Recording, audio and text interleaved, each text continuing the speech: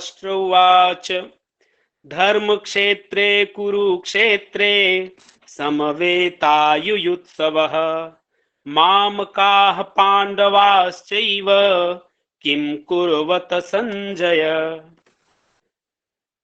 प्रथम अध्याय में श्री वेदव्यास जी लिखते हैं और इस समय ये जो प्रसंग है वो महाभारत युद्ध का है।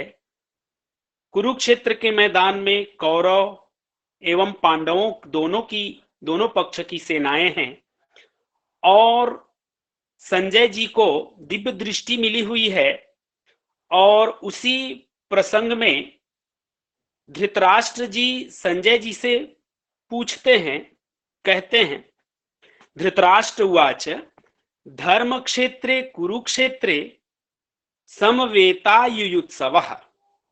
हे संजय, उस जो धर्म क्षेत्र है कुरुक्षेत्र, वहां पर युद्ध के इच्छा करने वाले जो इकट्ठे हुए हैं, समवेत हुए हैं, मेरे माम काहा पांडवाश्चैव, मेरे और पांडव, उनके मतलब पांडु के जो पुत्र हैं और मेरे पुत्र हैं, वे लोग क्या कर रहे हैं, ये पूछते हैं। और अधिक व्याख्या न करते हुए, क्योंकि युद्ध तभी होता है जब व्यक्ति मेरे और तेरे में आ जाता है। और यहाँ पर धृतराष्ट्र जैसे है ना, एक वृद्ध जिनको युद्ध के लिए रोकना चाहिए, वही कह रहा है कि मेरे और पांडु के, मतलब भाई को ही दूसरा बता दिया और यहीं से फिर युद्ध समझिए प्रारंभ हो जाता है। तो ये पूछते हैं आगे, फिर संजय जी उनको बता रहे हैं दृष्ट्वा तु पांडवानीकं व्यूढ़ं दुर्योधनस्तदा आचार्यम् उपसंगम्य राजा वचनमब्रवीत। यहाँ पर संजय जो हैं धृतराष्ट्र जी से कहते हैं कि उस समय राजा दुर्योधन ने क्या किया है कि दृष्ट्वा तु पांडवानीकम, देख करके, पांडवानीकम व्यूढ़ं दुर्योधनस्तदा आचार्यम उपसंगम्य राजा वचनम अब्रवीत। बताते हैं, संजय जी कहते हैं कि उस समय राजा दुर्योधन ने व्यूह रचना युक्त पांडवों की सेना को देख करके और द्रोणाचार्य के पास जाकर के पश्यैतां पांडुपुत्राणाम आचार्य महतीम चमुम व्यूढ़ाम द्रुपद पुत्रेण तव शिष्येण धीमता।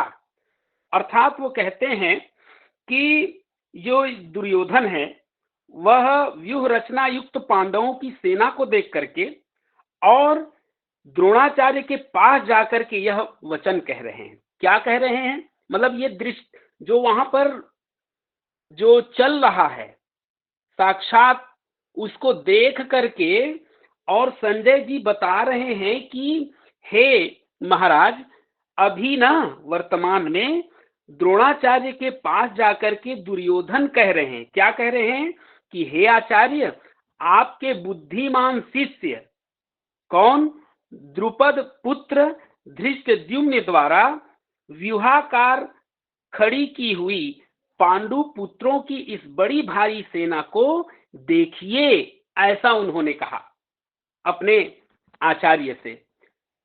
और ये बातें कौन बता रहे हैं, संजय जी बता रहे हैं।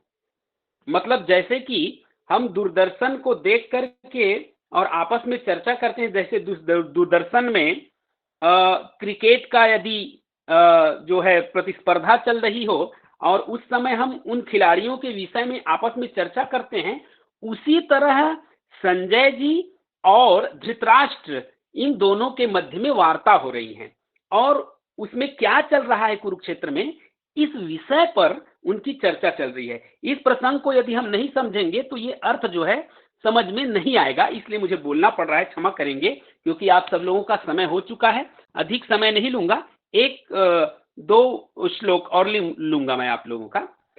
अत्र सूरा महेश्वासा भीमार्जुन समायुधि युयुधानो विराटश्च द्रुपदश्च महारथः धृष्टकेतुश्चेकितानः काशीराजश्च वीर्यवान् पुरुजित् कुन्तीभोजश्च सैभ्यश्च नरपुंगवः। अर्थात फिर यहाँ पर बता रहे हैं संजय जी किनको, धृतराष्ट्र को बता रहे हैं कि उस समय ये जो दुर्योधन है वो आचार्य से ये बातें कह रहे हैं और आगे कहते हैं कि इस सेना में बड़े बड़े धनुषों वाले है ना, अत्र सूरा महेश्वासा भीमार्जुन समायुधि, अर्थात बड़े बड़े धनुषों वाले तथा युद्ध में कैसे लोग हैं तो भीम और अर्जुन के समान सूरवीर हैं, सात्यकी और विराट तथा महारथी राजा द्रुपद हैं, धृष्ट केतु और चेकितान हैं और उनके साथ साथ बलवान काशीराज हैं, पुरुजीत हैं, कुंती भोज हैं और मनुष्यों में श्रेष्ठ सभ्य, ये सब जो है युद्ध के लिए खड़े हुए हैं और सब लोग सज्ज हैं। अब युद्ध प्रारंभ होने वाला है। इस तरह यहाँ पर संजय जो है धृतराष्ट्र को बता रहे हैं। अब एक विशेष बात, जैसे कि हमारे मिश्रा जी राम बाबू जी बोल रहे थे कि कैसे पढ़ना है और क्या करना है, इसके विषय में मैं कुछ कहूं, क्योंकि ये जो श्लोक है जितने भी मैं यहाँ पर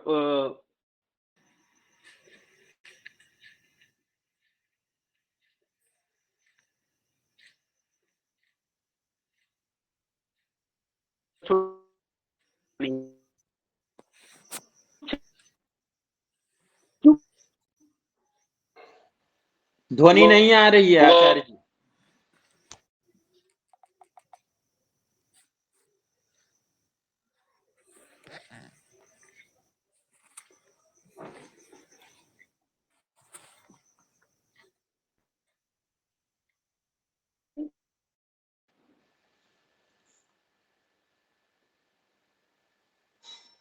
ध्वनि नहीं आ रही है आचार्य जी।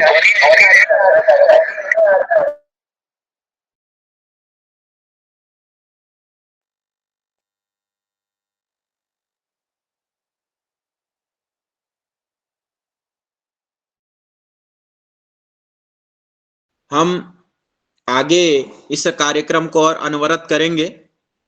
अतः अहम अधुना अद्यतनीयस्य कार्यक्रमस्य स्वामी श्री श्रीनिवासाचार्य स्मृति व्याख्यानमालायाम् अत्र कर्ममीमांसा इति विषयम् अधिकृत्य ये उक्तवन्तः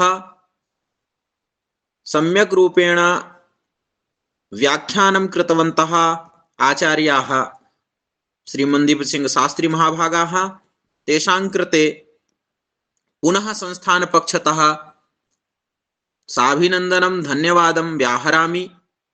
यत् एवमेव अग्रेपि यदा वयं भवतां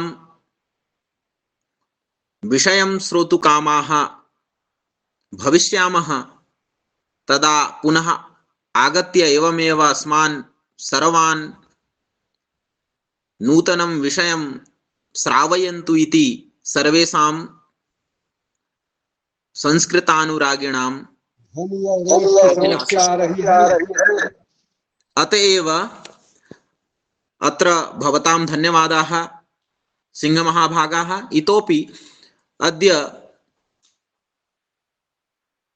अखंड गीता पारायणस्य यत् समुद्घाटनं जातम्, एतेषामपि अत्र अस्माकं संयोजकाः वर्तन्ते। मुंगेली मंडलान्तर्गतस्य रामबाबू मिश्र महाभागाः, एतेषाम् अत्र विशेष परिकल्पना आसीत् यत् गीतायाः अखंड पारायणं स्यात्। तर्हि अद्य एतस्य उद्घाटनं जातम्।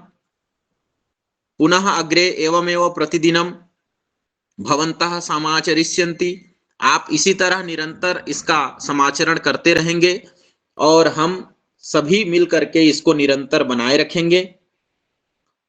प्रतिदिन 2 श्लोक का पारायण हो, ये आपकी अभिलाषा है, वह प्रयास करेंगे। और जैसे कि उपाध्यक्ष महोदय जी ने कहा है कि यदि ना हो सके तो हम एकादशी को करें एक ध्वनि अध्याय। संकट है आचार्य जी।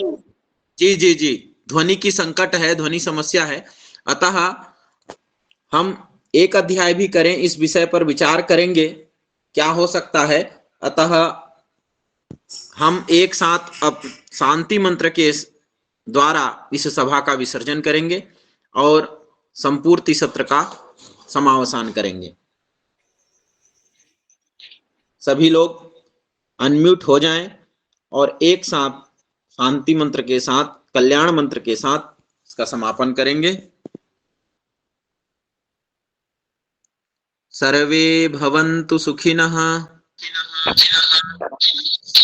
सन्तु निरामयाः, सर्वे भद्राणि पश्यन्तु, मा कश्चित् दुःखभाग् भवेत्। ओम शांति शांति। एक सूचना और सभी के लिए, आप जो ये कार्यक्रम आज संपादित हुआ है उसको